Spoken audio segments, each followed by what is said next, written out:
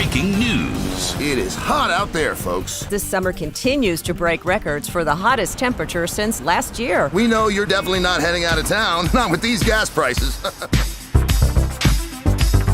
It's insane! It's like I'm back in 1981. Oil tycoons are back in style, which is good for business, right?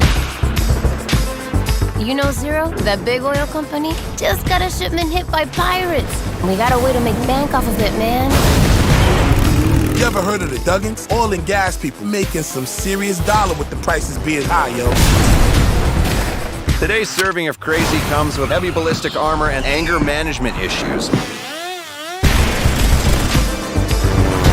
I smell a conspiracy. This is only the beginning.